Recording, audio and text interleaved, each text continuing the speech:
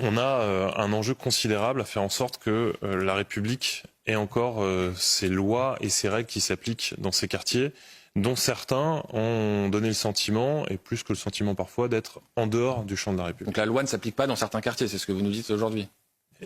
La loi doit absolument s'appliquer partout. Or, et d'ailleurs au-delà de la loi, la promesse républicaine. Quand vous avez des quartiers populaires dans lesquels les facteurs ne vont plus, dans lesquels les médecins ne vont plus, on voit bien que même au-delà de la question de la loi, la promesse républicaine n'est pas tenue.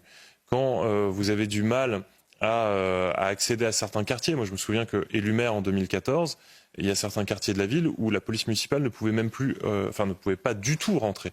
Concrètement, si elle rentrait, elle était ciblée par des délinquants qui s'y trouvaient. C'était immédiatement une forme d'insurrection. On parle d'une époque où des parpaings entiers étaient jetés sur le véhicule de police municipale traversant de part en part la voiture. Enfin, voilà. Il a fallu 3-4 ans pour pouvoir rétablir l'autorité. Et donc, il va falloir qu'on ait une ambition très claire. Moi, c'est ce que je porterai sur les quartiers politiques de la ville. De l'ordre, du beau et de l'espoir. L'ordre, on peut y revenir.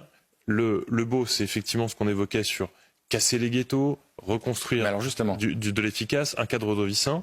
Et puis l'espoir, parce que si tout ça, si on ne redonne pas du sens à la promesse républicaine, c'est-à-dire à la méritocratie, comportez-vous bien, et un jour, peut-être que vous pourrez, c'était mon cas, devenir maire de la ville où vous avez grandi, peut-être un jour servir la République au sein du gouvernement, alors on passe à côté. En revanche, et je reviens là-dessus, de l'ordre. C'est la première des